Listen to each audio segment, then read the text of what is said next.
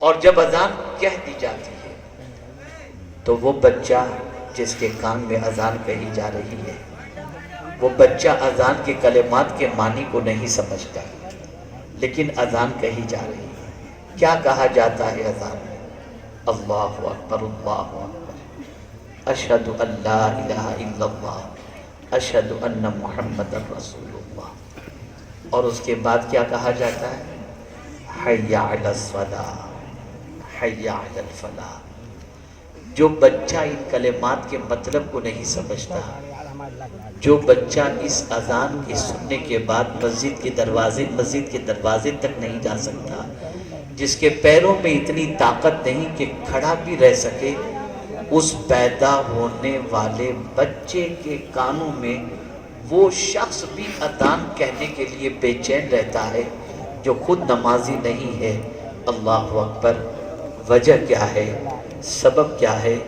وجہ سب سے بڑی یہ ہے کہ پیدا ہونے والے بچے کو یہ بتا دیا جائے کہ کامیابی کسی اور چیز کے اندر نہیں، کامیابی نماز کے اندر موجود ہے۔ جی بے شک۔ ایک باپ نماز اور اذان کے بارے میں زیادہ کچھ نہیں جانتا، لیکن باپ بھی اپنے بیٹے کے سلسلے میں فکر مند ہے، تو اذان کے سلسلے میں وہ بچہ 7 سال کا ہو جائے تو نماز کے لیے حکم دینے کا اس کو فرمایا گیا، اور جب یہ بچہ 10 سال کا ہو جائے تو اس کو کسی بھی طریقے سے نماز کا پابند بنانے کے لیے سزائیں بھی دی جائیں اور اسے نماز کا پابند بنایا جائے۔ سمجھنے کی کوشش کریں آخر نماز میں ہے کیا ایسی چیز کہ اس کے بارے میں اتنی سختی کا حکم؟ نماز کے اندر ایسا کون سا فائدہ ہے جس کے بارے میں آقا کریم صلی اللہ علیہ وسلم یہ ارشاد فرما رہے ہیں؟ تو آئیے سمجھتے ہوئے چلیں۔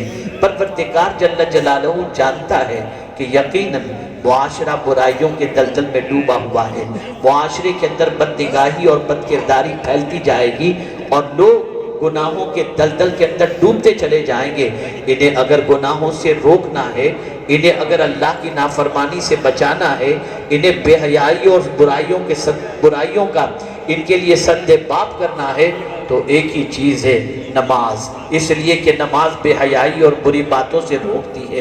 آپ اندازہ لگائیں پیغمبر رحمت صلی اللہ علیہ وسلم کا معمول تھا مسجد نبوی شریف کے اندر آقا کریم صلی اللہ علیہ وسلم جب نماز پڑھاتے اور اس وقت پیچھے سے کسی بچے کے رونے کی آواز آتی تو سرکار نماز کو مختصر کر دیتے، اس لیے کہ بچے کا رونا بھی حضور کو گوارا نہیں تھا، لیکن وہی مصطفیٰ جان رحمت صلی اللہ علیہ وسلم فرماتے ہیں بچہ 7 سال کا ہو اسے نماز کا حکم دو، 10 سال کا ہو جائے تو مار کر نماز پڑھاؤ۔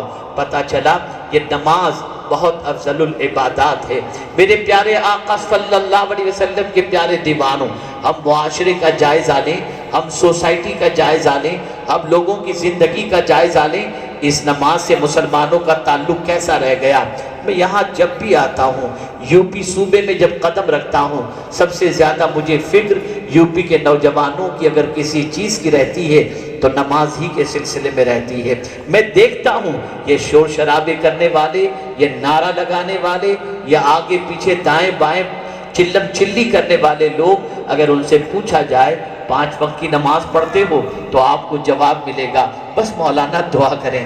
بلکہ سید صاحب سے میں عرض کروں گا اس جملے کے حوالے سے کہ دیکھیے معاشرہ کیسا ہو چکا ہے کہ دنیا کے معاملے میں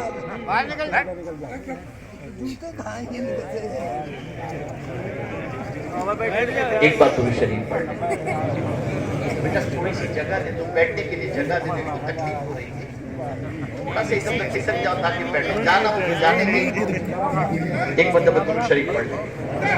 اللہم صلی علی سیدنا و مولانا محمد معدن الجود والکرم وآلہ وصحبہ وبارک وسلم۔ تھوڑا سا خیال کرو، تو جانے دو، کو جانے تو جانے جانے تکلیف ہو رہی، جانے یا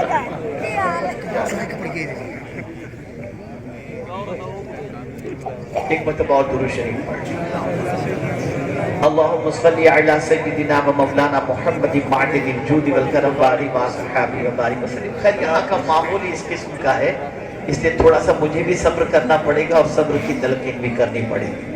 خیر سمجھیے، خاموش رہے، بہت اچھا ماحول آپ نے بنا کے رکھا ہے، خاموش رہے۔ میں آپ سے پوچھنا چاہتا ہوں، سید صاحب کی بھی توجہ چاہوں گا اور ہمارے علماء کی توجہ اس اعتبار سے چاہوں گا کہ میری بات غلط ہو تو اصلاح فرما دیں۔ کتنا مزاج بدل گیا ہے مسلمانوں کا، کتنا مزاج بدل گیا ہے۔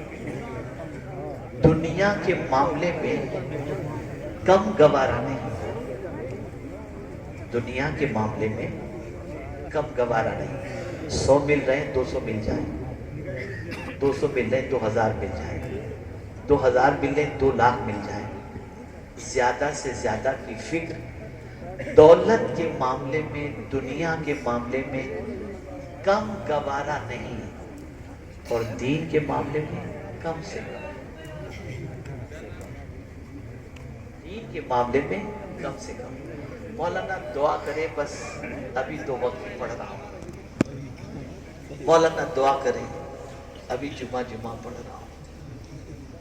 یعنی حیرت کی بات ہے، جس چیز کے اندر سب سے زیادہ کی فکر کرنی چاہیے اس میں آدمی کم کے اندر کمپرومائز کرنا ہے، اور جس چیز کے اندر کم میں کمپرومائز کرنا چاہیے انسان اس کی زیادہ کی فکر۔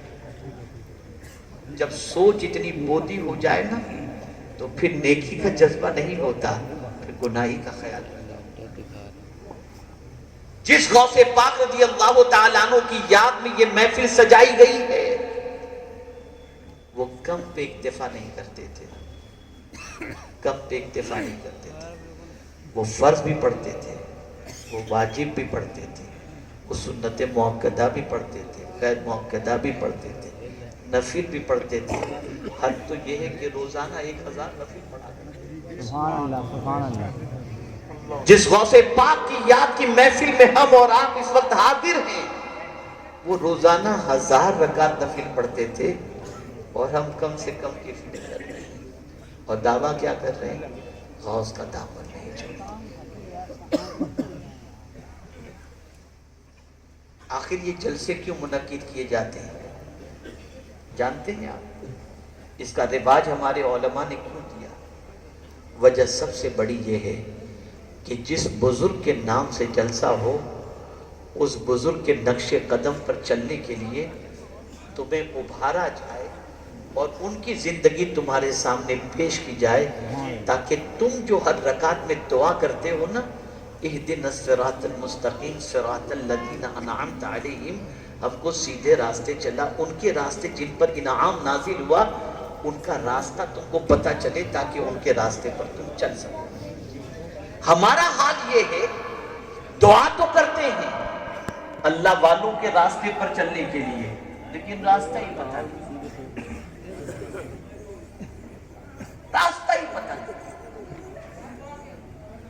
پوری توجہ صبح اٹھنے سے لے کر رات کو سونے تک ایک ہی فکر ہے، گناہ دامن میں کتنے زیادہ سے زیادہ ہم جمع کریں۔ کس کے اندر نیکی جمع کرنے کی فکر ہے؟ کس کے اندر نیکی جمع کرنے کا جذبہ ہے؟ آپ ذرا سوچو اور اندازہ لگاؤ، آج سے 50 سال پہلے جو جذبہ نیکیوں سے متعلق تھا، آج وہ جذبہ سرد پڑ چکا۔ آج پوزیشن کیا ہے؟ یوٹیوب ہے، واٹس ایپ ہے، چیٹنگ ہے، پتہ نہیں کیا کیا سوشل میڈیا کے اندر ہے۔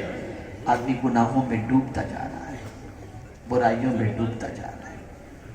میرے پیارے آقا صلی اللہ تعالی علیہ وسلم کے پیارے دیوانوں، آج کا باپ یہ چاہتا ہے میرے بیٹے کے قدم نہ ڈگمگائیں، آج کی ماں یہ چاہتی ہے میرے بیٹے کے قدم نہ ڈگمگائیں، آج کا بھائی یہ چاہتا ہے میری بہن کے قدم نہ ڈگمگائیں۔ میرے کریم نے ایک نسخہ عطا فرما دیا، اگر تم چاہتے ہو بے حیائی سے بچ جائیں، اگر تم چاہتے ہو بد کرداری سے بچ جائیں، ان الصلاۃ تنہی عن الفحشاء والمنکر، بے شک نماز بے حیائی اور بری باتوں سے روکتی ہے۔ ہو سکتا ہے کسی کے ذہن میں یہ سوال پیدا ہو جائے، مولانا آپ کہہ رہے ہیں کہ نماز بے حیائی اور بری باتوں سے روکتی ہے، لیکن ہم نے بہت سارے نمازیوں کو دیکھے ہیں عشاء کی نماز پڑھ کر گھر پر آتے ہیں اور رات کو گندی پکچریں دیکھتے نظر آتے ہیں۔ ہم نے بہت ساروں کو دیکھا ہے نماز بھی پڑھتے ہیں اور خیانت بھی کرتے ہیں، نماز بھی پڑھتے ہیں جھوٹ بھی بولتے ہیں۔ مولانا آپ کہہ رہے ہیں کہ نماز بے حیائی اور بری باتوں سے روکتی ہے، لیکن نماز پڑھنے والوں کو دغاباز بھی دیکھا گیا، نماز پڑھنے والوں کو جھوٹا بھی دیکھا گیا، نماز پڑھنے والوں کو بدکردار بھی دیکھا گیا۔ تو نماز انسان کی زندگی میں کیوں انقلاب نہیں پیدا کر رہی؟ تو میں بہت مختصر یہاں کے ماحول کو سامنے رکھ کر کے عرض کروں گا۔ یاد رکھیں، شاید میری بات آپ کی سمجھ میں اچھی طرح سے آ جائے، میں وقت زیادہ نہیں لوں گا، میں سمجھانے کے طور پر عرض کروں۔ جب سے اللہ نے مرچ کو پیدا فرمایا اس کی تاثیر نہیں بدلی۔ جب سے اللہ نے برف کو پیدا فرمایا، برف ٹھنڈا ہی رہتا ہے، تاثیر نہیں بدلی۔ جب سے رب قدیم جل جلالہ نے آگ پیدا فرمائی، تاثیر نہیں بدلی، آگ کا کام ہی جلانا ہے۔ اب اس سوال کے بعد میں پوچھوں، یہ بات صحیح ہے یا غلط؟ بولیے بھائی، صحیح ہے۔ لیکن ہاں، مرچ کی تاثیر کب بدلے؟ جب مرچ کے اندر ملاوٹ پیدا ہو، جب مرچ کے اندر ملاوٹ پیدا ہو جائے گی تو تاثیر بدل جائے گی۔ نماز ہم بھی پڑھتے ہیں لیکن ہمارے وضو میں ملاوٹ ہے، ہمارے غسل کا ٹھکانہ نہیں، ہمارے ارکان صلاح سے عدم واقفیت کی بنیاد پر سجدے میں جتنی انگلیاں ٹکنی چاہیے اس سے ہم واقف نہیں۔ جب یہ ساری چیزیں اس کے اصول و ضوابط کے مطابق نہیں ہوتی تو نتیجہ یہ ہوتا ہے کہ نماز اس کا اثر اور نماز کی جو تاثیر ہونی چاہیے وہ ہماری زندگی میں نظر نہیں آتی۔ ورنہ آپ دیکھیں سیدنا مولا علی کرم اللہ تعالی وجہہ الکریم کی پوزیشن یہ ہوتی کہ جب نماز کا وقت آتا تو آپ کے چہرے پر ایک عجیب کیفیت طاری ہوتی۔ لوگ پوچھتے حضور کیا بات ہے کہ نماز کے وقت کے آتے ہی آپ کا چہرہ زرد پڑ جاتا ہے؟ ارشاد فرماتے ہیں بڑی عظیم امانت کی ادائیگی کے لیے جا رہا ہوں، اللہ نے یہ امانت زمین اور آسمان کے اوپر رکھی تو انہوں نے انکار کر دیا، لیکن وہ امانت کا بوجھ اٹھا لیا گیا ہے، اب اس امانت کی ادائیگی کے لیے جا رہا ہوں۔ اور جانتے ہو کس کے سامنے کھڑا ہونے جا رہا ہوں؟ جو سب سے بڑا ہے۔